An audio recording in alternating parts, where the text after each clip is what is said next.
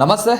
ఏదైతే జంతర్ మంతర్ దగ్గర జంజీ యువత ప్రొటెస్ట్ చేయడం చూస్తున్నాం. ధర్మేంద్ర ప్రధాన్ కూడా రాజీనామా చేసిండు. ఇదే కోణంలో చూసుకున్నట్లయితే చేవెళ్ల ఎంపీ కొండా విశ్వేశ్వర్ రెడ్డి ఒకవేళ అవుట్ సైడ్ లో కనుక ఇలా జరిగితే ఖచ్చితంగా షూట్ చేస్తుండే అని చెప్పి మాట్లాడినటువంటి మాటలపై చాలా వరకు కూడా దుమారం రేగుతుంది. ఇక్కడ ఉన్నటువంటి కాంగ్రెస్ సీనియర్ నాయకురాలు ఇంద్రశోభన్ గారు ఉన్నారు, మాట్లాడే ప్రయత్నం చేద్దాం. ఈ వ్యాఖ్యలపై ఎలా స్పందిస్తారు? నమస్తే అక్క. ఎట్లా చూసుకోవచ్చు నా కొండా విశ్వేశ్వర్ చేసిన వ్యాఖ్యలు? ఒకవేళ అదే కనుక ఫారెన్ లో అయినా అవుట్ సైడ్ యుఎస్ లో అయినట్టయితే ఖచ్చితంగా షూట్ చేస్తుంటే మనం కాబట్టి లాఠీలతో కొట్టి వదిలేసామని చెప్పి చేసిన వ్యాఖ్యను ఎలా చూడొచ్చు? కొండ విశ్వేశ్వరన్న అంటే తెలంగాణ రాష్ట్రంలో ఒక మంచి సౌమ్యుడు, మంచి అంటే ఆయన పాలిటిక్స్ కాకుండా ఒక లీడర్ లాగా ప్రజలకు ఏదో చేయాలని ఆలోచిస్తారని అందరూ అనుకుంటారు. మేము కూడా అదే నమ్ముతాను. ఆయన అంటే ఆ రెస్పెక్ట్ ఉంది. బట్ ఆయన నోటి నుంచి ఇలాంటి వ్యాఖ్యలు వచ్చినాయంటే ఆయన కూడా బీజేపీ వాసన అంటిందని చెప్పాల్సిన అవసరం ఉంది. దాంట్లో పరకాయ ప్రవేశం చేసినట్టుగా చెప్పాల్సిన అవసరం ఉంది. ఎందుకంటే బీజేపీ అని అంటే గుండాకి పార్టీ అని మాట్లాడుకుంటారు, రౌడీజం అంటారు, బుల్డోజ్ పార్టీ అని మాట్లాడతారు. మరి అన్న ఆ లైన్లో పోతే అసలు ఒరిజినల్ క్యారెక్టర్ని వదిలేసి నకిలీగా మాట్లాడే పరిస్థితులు కనబడుతుందని చెప్పాల్సిన అవసరం ఉంది. నేను ఒకటి అడుగుతాను, దేశంలో ఉన్నటువంటి యువత విద్యార్థి వాళ్ళకి సంబంధించినటువంటి నీట్ పేపర్ లీకేజ్ గురించి ప్రశ్న ఎత్తడం జరిగింది. నీట్ పేపర్ లీక్తో పాటుగా గతంలో 10-12 సంవత్సరాల నుంచి ఒక 158 పేపర్లకు పైగా లీక్ అవుతూ ఉన్నప్పుడు మీరు మాట్లాడాల్సినటువంటి నైతిక బాధ్యత మీకు లేదా అని అడుగుతున్నాం. దానికోసం యువత అంతా, విద్యార్థులంతా జంతర్ మంతర్ వేదికగా ప్రొటెస్ట్ చేసి దానితో పాటు వాళ్ళు ఒక కాల్ఫర్ చేశారు. మీరు స్పందించకపోయినట్లయితే మేము పార్లమెంటు ముట్టడిస్తాం, రేపు పార్లమెంట్ అవ్వబోతున్నట్టు. సో మా యొక్క ఇంటెన్షన్ అనేది ఏంది, ఎంత ఆ సమస్య ఎంత తీవ్రంగా ఉన్నది, మా భవిష్యత్తు ఎంత అంధకారంలో వైపు వెళ్తున్నదని తెలియజేయడం కోసం పార్లమెంటు ముట్టడిస్తామని చెప్తున్నారు. అలాగే సోనం వాక్చుక్ గారు వాళ్ళకి మద్దతుగా నిలబడుతూ మీరు విద్యా వ్యవస్థ ప్రక్షాళన చేయాలి, మంత్రి నైతిక బాధ్యత వహించాలి, చనిపోయినటువంటి 22 మంది ఎవరైతే ఉన్నారో వాళ్ళకి మీరు ఎక్స్గ్రేషియా ప్రకటించండి, వాళ్ళ కుటుంబాలను మీరు ఆదుకోండి అని చెప్తున్నారు. సో ఇది తప్పేలా అవుతుంది? ఒక సిటిజన్గా, తను పొలిటీషియన్ కాదు కదా, పొలిటీషియన్ మాట్లాడితే మీరు స్పందించలేదంటే ఒక రాజకీయ కోణం అనుకుందాం. ఒక సమాజంలో స్పృహ ఉన్నటువంటి వ్యక్తిగా, పలు సందర్భాల్లో పలు వ్యవస్థల పట్ల అతనికి అవగాహన ఉన్నటువంటి వ్యక్తిగా తను స్పందిస్తే తనకి స్పందన లేదు, యువత స్పందిస్తే యువత వైపుకు మీ స్పందన లేదు, మీ మంత్రులు కానీ ఇంకెవరైనా కానీ ఎవరైనా వచ్చి వాళ్ళు సంప్రదించారా? మాట్లాడలేదు.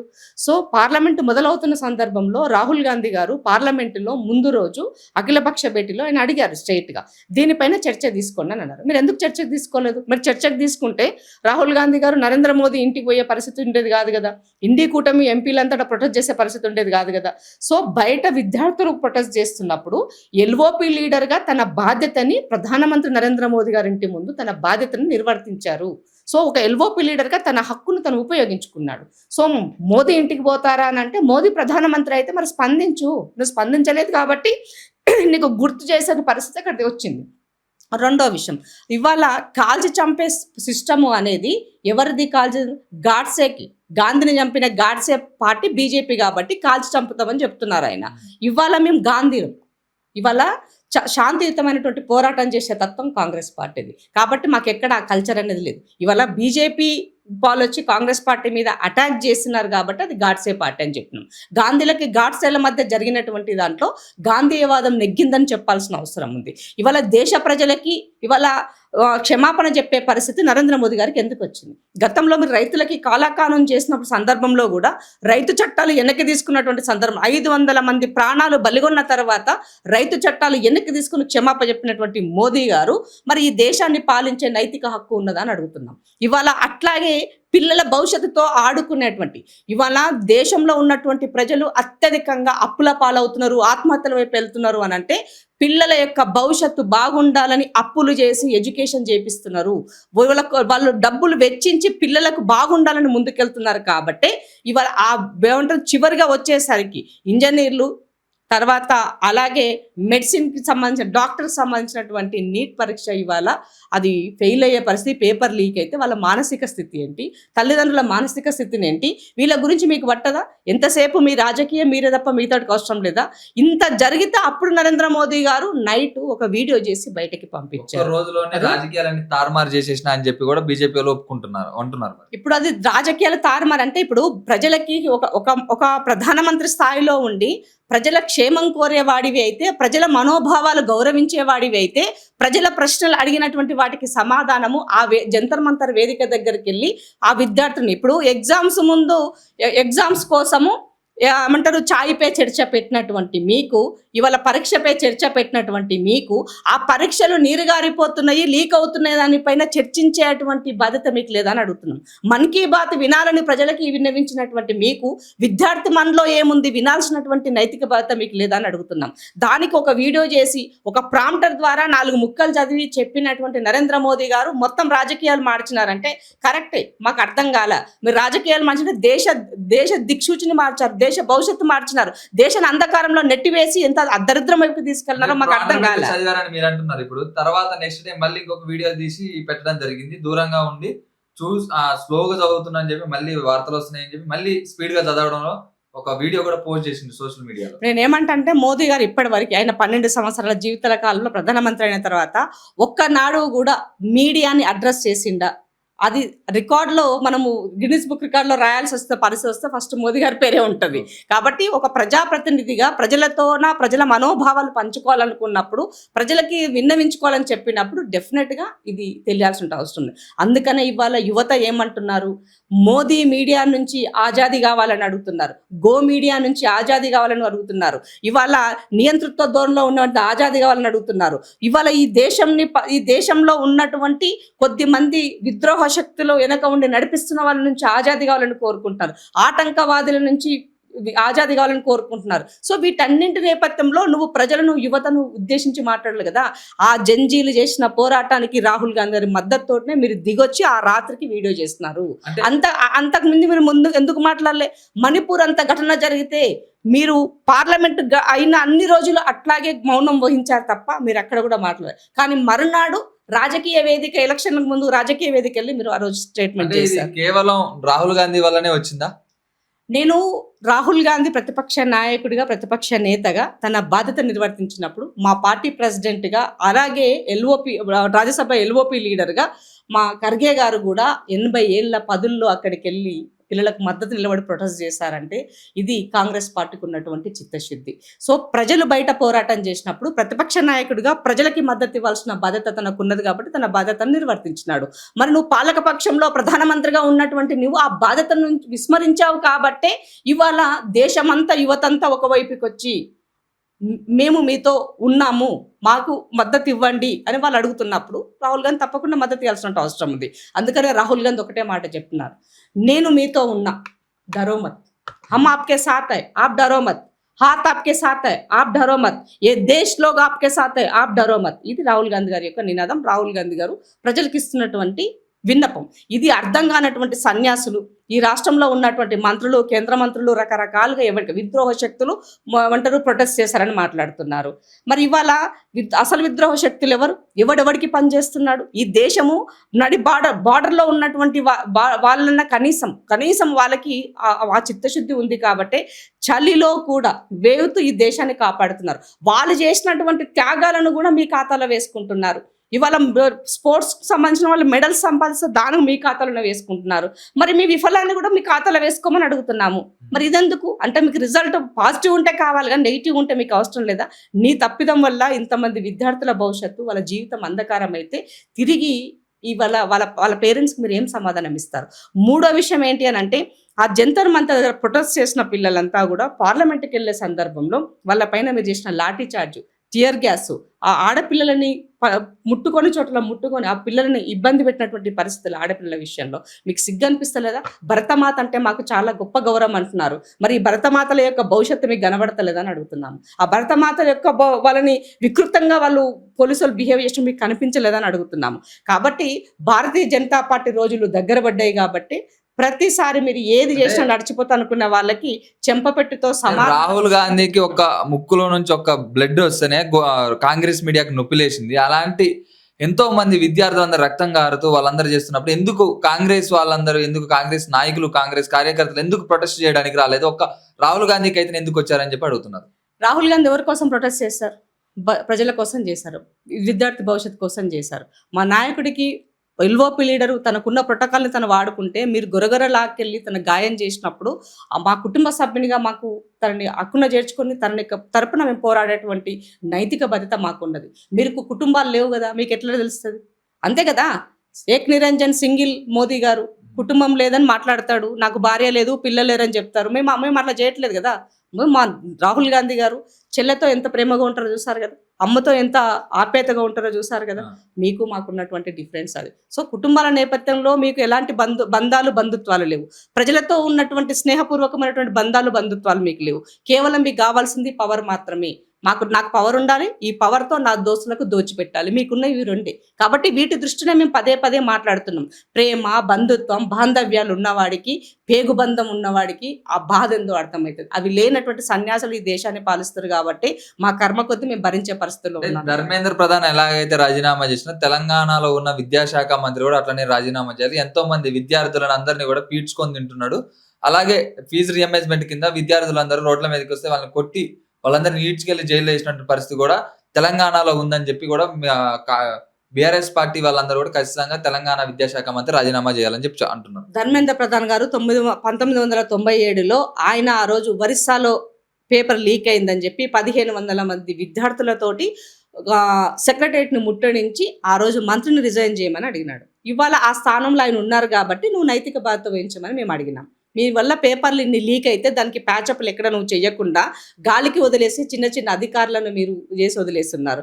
మొన్న కూడా చూసాం మనం ఒక వ్యక్తిని తను ఎవరినైతే నిందితుడిగా మనం నీట్ పేపర్లు అనుకున్నామో అతనికి ఏమంటారు క్లీన్ చిట్ ఇచ్చి పంపించినారు. మరి దోషవాడు మనం క్లీన్ చిట్ ఇస్తే చెప్పాల్సిన అవసరం ఉంది కదా, బాధ్యత ఉంది కదా మీ పైన.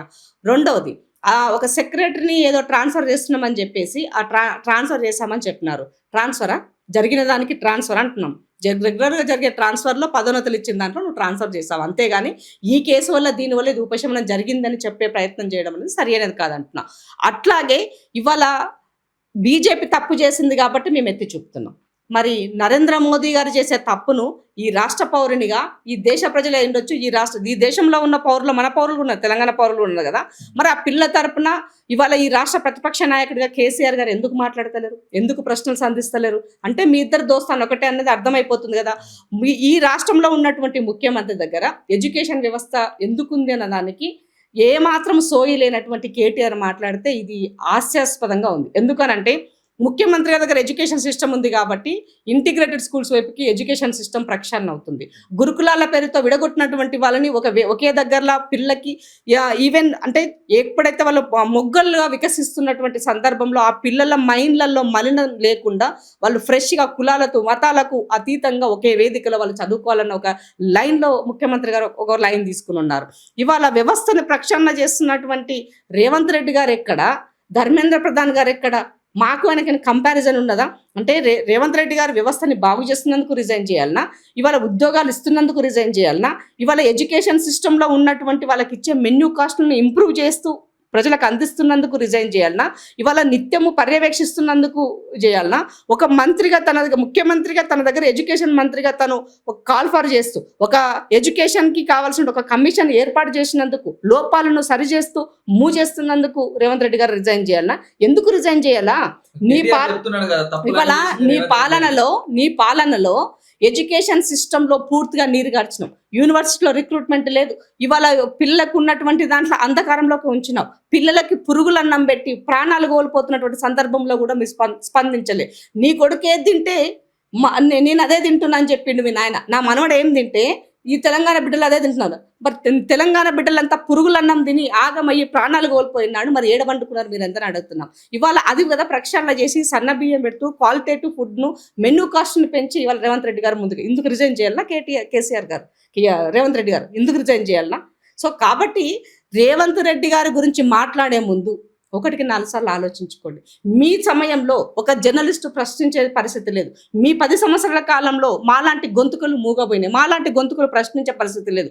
ముందస్తు అరెస్టు చేస్తున్నారు. మరి ఇవాళ రేవంత్ రెడ్డి గారు ఆ పరిస్థితి లేదు కదా. అందరూ స్వేచ్ఛగా మాట్లాడుతారు, ప్రశ్నిస్తారు. ధర్నా చౌక్ మూసేసిన దుర్మార్గులు మీరు మాట్లాడతారా? మేము తెలిసిన ధర్నా చౌక్లో నువ్వు కదా మొన్న ప్రొటెస్ట్ చేసింది, మొన్న పెట్టినావు కదా నువ్వు. మరి ఆ ధర్నా చౌక్ నువ్వు ఓపెన్ చేసి ఈ యొక్క రాజ్యాంగం కల్పించినటువంటి హక్కును మీరు వినియోగించుకొని చెప్పినందుకు రేవంత్ రెడ్డి గారిని రిజైన్ చేయాలని అడుగుతున్నాం.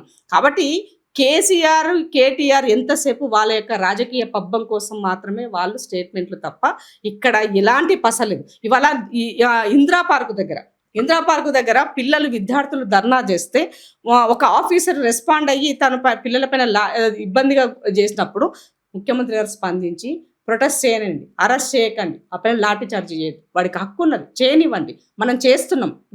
వాళ్ళకి పేషెన్స్ ఉంటే 4 రోజులు ఆగుతారు, పేషెన్స్ లేనప్పుడు అసహనం వచ్చినప్పుడు ఈ రకమైనటువంటి వాళ్ళు ప్రొటెస్ట్ చేస్తారు. అంత మాత్రాన ఈ వ్యవస్థని మొత్తం రద్దు చేయాలా, ఈ వ్యవస్థల్లో వాళ్ళని తీసుకెళ్లి దుర్మార్గుల లెక్క మనము బిహేవ్ చేయాలని ఎప్పుడు ముఖ్యమంత్రి గారు చెప్పలేదు.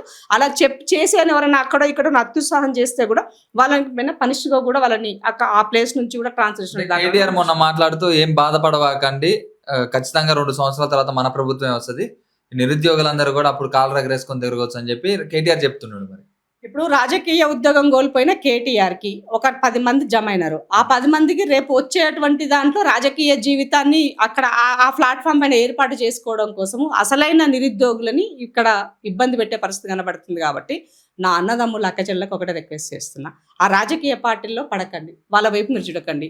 ఎవరైతే మీరు మాట్లాడినారో సో కాల్డ్ పొలిటికల్కి సంబంధించి ఏమంటారు నిరుద్యోగ వేదిక పైన మాట్లాడినారో, ఇవాళ పొద్దుగాల ఒకటి చూసినాం, గ్రీన్ ఛాలెంజ్ అని చెప్పేసి సంతోష్ రావుకి మద్దతుగా వాళ్ళు మొక్కలు పెట్టే కార్యక్రమం చేస్తున్నారంటే ప్యూర్లీ బీఆర్ఎస్ పార్టీ కార్యకర్త లెక్క పనిచేస్తున్నారు. ఇంతకన్నా ఏం చెప్తాం తమ్మి వాళ్ళ ఎవరైతే చెప్పున్నారో, ఎవరైతే మాట్లాడినారో వాళ్ళు మాత్రమే ఇవాళ వీడియోలో చూసినా, నేను వాళ్ళ గురించి మాత్రమే చెప్తున్నా. మేము ఆనాడు ఈ నిరుద్యోగ కోసం కొట్లాడినాం, విద్యార్థుల కోసం కొట్లాడినాం, ఈ ఫీజు రియంబర్స్మెంట్ కోసం కొట్లాడినాం. మీరు పెట్టిన పెండింగ్ కదా ఫీజు రియంబర్స్మెంట్, 4,000 కోట్ల రూపాయలు నువ్వు పెండింగ్ పెట్టావు. నేను వచ్చినాక ఉన్న దాంట్లో ఇంకో 2,000 యాడ్ అయితే 6,000 అయిందేమో, దానికి ఇవ్వాల్సిన బాధ్యత నాకున్నది. కానీ మరి పాత బకాయిలు కూడా ఇవ్వాలి కదా. నువ్వు సరిగా ఖజానా పెట్టుంటే ఇవ్వనిక నాకేం భారము, రేవంత్ అన్నకేం బాధ, పిల్లల బతుకు కోసం కదా నిలబడ్డదైనా, పిల్లల గురించి చేయడం కోసం ఆయనకేం బాధ అవుతుంది కాదు కదా. 1 రూపాయి అడిగితే 10 రూపాయలు ఇచ్చే మనస్తత్వం ఉన్నటువంటి వ్యక్తికి ఇవాళ మీరు అప్పుల పాలు చేసి రాష్ట్రంలో రూపాయి లేకుండా ఆగం పట్టించినటువంటి దుర్మార్గులు దుష్టులు మీరైతే ఇవాళ సొత్త పూసల లెక్క సత్యహరిచంద్ర బిడ్డల లెక్క సత్యాలు మాట్లాడుతున్నామని చెప్తే ఎట్లా మిమ్మల్ని నమ్ముతారా? ఒక ఆడబిడ్డ క్యారెక్టర్ అసాసినేషన్ చేసిన దుర్మార్గులు మీరు. ఉద్యోగం రాలేదని ఆ అమ్మాయి ఆత్మహత్య చేసుకుంటే మాట్లాడిన మీకు ఇవాళ మాట్లాడే నైతిక హక్కు ఉన్నదా మీకు నిరుద్యోగుల గురించి? నువ్వు 10 సంవత్సరాల కాలంలో 1,10,000 ఉద్యోగాలు తిప్పి కొడితే ఇవాళ నేను వచ్చినాక 1,00,000 ఉద్యోగాల దాకా చేర్చి ఇచ్చిన. మరి ఇది కదా నీకు నాకున్న చిత్తశుద్ధి. చేస్తామండి, ఇచ్చినాం, ప్రజలకి హామీ ఇచ్చినాం, 100% చేసి తీరుతాం. ఉన్నటువంటి వాటిని ఎక్కడెక్కడెవరో అకౌంట్ చేయాలో చేసుకుంటాం. ఇంకా మాకు టైం ఉన్నది, మ్యాండేటరీ ఉన్నది, ప్రతి దానికి ఆర్థికంగా ముడిపడి ఉన్నటువంటి అంశాలు ఉన్నాయి. ఇవాళ మేము వచ్చినాక చాలామంది ఉద్యోగులకు సంబంధించి ట్రాన్స్ఫర్లు అయి ఉండొచ్చు, పదోన్నతులు అయి ఉండొచ్చు, వాళ్ళని బెటర్ పొజిషన్కి అయి ఉండొచ్చు. 1 రూపాయి ఎవరి దగ్గర లంచం లేకుండా వ్యవస్థ ట్రాన్స్పరెంట్గా అకౌంటబిలిటీగా పనిచేస్తుంది. రేవంత్ రెడ్డి గారు సర్కార్ అంటేనే ఇవాళ అకౌంటబిలిటీ, రేవంత్ సర్కార్ అంటేనే ట్రాన్స్పరెన్సీ, రేవంత్ సర్కార్ అంటేనే ఇవాళ మేమంటారు మిర్రర్కి మేము దర్పణం లెక్క, మీరేమంటారు ప్రతిబింబం అంటామా, ఆ రకంగా ఇవాళ మా యొక్క పాలన కొనసాగుతున్నది. మీలాగా నలుగురమే మేము నియంత్రణము, మేమే పాలిస్తాము, దాచుకుంటాం, దోచుకున్న డబ్బు మా దగ్గర ఉంది, యూట్యూబ్లో నడుపుతాము, మా దగ్గర సోషల్ మీడియా రన్ అవుతుంది, ఇవన్నీ చేస్తామనంటే ప్రజలు మిమ్మల్ని ఎవరు నమ్మే పరిస్థితి లేదు. ప్రజలు కూడా ఎంటర్టైన్ చేస్తున్నారు, పెడుతున్నారు, పైసలు తీసుకుంటున్నారు, ఉంటున్నారు. నేను కూడా తీసుకోమని చెప్తున్నా, వాళ్ళకి వాళ్ళు ఎంత పెట్టినా తక్కువే తీసుకోండి అని చెప్తున్నాం. కాబట్టి ఈ వ్యవస్థలో ఉన్నటువంటి లోపాలను బాగు చేయాలని, తెలంగాణ భవితవ్యం బాగుండాలని, దేశ భవితవ్యం బాగుండాలని రేవంత్ రెడ్డి గారు పనిచేస్తున్నారు. మీరు మొన్న చూసారు నిరుద్యోగ యువతకి మీటింగ్లో చేసినప్పుడు, మొన్న ప్రొటెస్ట్ చేసిన సందర్భంలో యువతకి 21 ఇయర్స్కి ఓటు హక్కు కల్పించాలి, యువతకు రాబోయే చట్టసభలో వాళ్ళు ఉండాలి, యువత యొక్క ఎడ్యుకేషన్ సిస్టమ్ అయి ఉండొచ్చు, ఐటీ డిపార్ట్మెంట్ నుంచి మంత్రులుగా పనిచేయాలి. ఒక రెజల్యూషన్ రేపు అసెంబ్లీలో చేస్తాం, మా రాహుల్ గాంధీ గారికి కూడా రిప్రజెంట్ చేసి పార్లమెంట్లో కూడా పెట్టేటట్టు ప్రెజర్ చేస్తామని చెప్పినారు. అది మాకున్న విజన్ యువత పట్ల. నీకున్న విజన్ ఏమున్నది? తాగాలే, ఊగాలే, మత్తులో బండబెట్టాలే, వాళ్ళని ఎలక్షన్ల సందర్భంలో వాడుకోవాలి. అది కేటీఆర్కు ఉన్నటువంటి విజన్. కాబట్టి వాళ్ళ విజన్కి మా విజన్కి పొంతనే లేదు. మేము 100% ప్రజలతోనే వచ్చినాం, ప్రజల నుండే లీడర్లు అయినాం. రేవంత్ రెడ్డి ప్రజలతోనే లీడర్ అయినాడు. అయ్యతో లీడర్ కాలే, అవ్వతో లీడర్ కాలే, అమ్మతో లీడర్ కాలే. కాబట్టి మీకు మాకు కంపారిజనే లేదు. కేటీఆర్ గుర్తుపెట్టుకోండి, మీరు రిజైన్ ఎందుకు చెయ్యాలి అన్నదానికి కూడా దానికి ఒక రీజన్ ఉండాలి. ఎవరినో ఒక నలుగురిని వేసుకొని వాళ్ళతో మాట్లాడినంత మాత్రాన రాష్ట్ర ప్రజల మొత్తం అంతా ఇలానే ఉందనుకుంటే అది పొరపాటు. ఇవాళ బుల్డోజ్ చేసేటువంటి బీజేపీనే ప్రజలు ఇవాళ నియంత లెక్క నేను ఏడైనా నేనే అనుకున్నటువంటి నరేంద్ర మోదీ గారిని వణికిచ్చినటువంటి పార్టీ కాంగ్రెస్ పార్టీ, రాహుల్ గాంధీ. ఇవాళ రేపు కూడా తెలంగాణ రాష్ట్రంలో తిరిగి వచ్చేది కాంగ్రెస్ పార్టీ, రేవంత్ రెడ్డి సర్కారే. మీరు మళ్ళా గదే ఫామ్ హౌస్కు పరిమితం అయ్యే పరిస్థితి మీ బతుకులు. కాబట్టి మీరు ఎన్ని మాట్లాడినా, ఎన్ని ఊకదంపు ఉపన్యాసాలు ఇచ్చినా ప్రజలు ఎంటర్టైన్గా చూస్తారు మిమ్మల్ని తప్ప నీ ఇంటి ఆడబిడ్డనే చూస్తలేదు, మీ చెల్లెనే చూస్తలేదు. మా దాకెందుకు అంత ముచ్చట? మీ ఇంటి దగ్గరనే ఎవరు నమ్మే పరిస్థితి లేదు మిమ్మల్ని, మా దాకెందుకు? కాబట్టి తెలంగాణ యువతకైనా, దేశ యువతకైనా ఒకటే విజ్ఞప్తి చేస్తున్నాం. మీరు చదువుకున్న పిల్లలు, ఎడ్యుకేటర్స్, మీ సమయాన్ని వృధా చేసుకోకండి. మీ స్కిల్స్ ఇంప్రూవ్మెంట్ చేసుకోండి. డెఫినెట్గా ఈ ప్రభుత్వం మీతో మీకోసం ఉంటుంది, పాలన కొనసాగిస్తుంది. 100% మీ వినడానికి మేము సిద్ధంగా ఉన్నాం. మా దగ్గర పొరపాట్లు జరిగితే సరి చేసుకోవడానికి కూడా మేము రెడీగా ఉన్నాం. మాకు బేసజాలు లేవు. మేము ఒకరిని మోసం చేసే క్యారెక్టర్ మాది కాదు. కాంగ్రెస్ పార్టీ అంటేనే ట్రాన్స్పరెంట్ పార్టీ, ఇచ్చిన మాట నిలబెట్టుకునేటువంటి పార్టీ.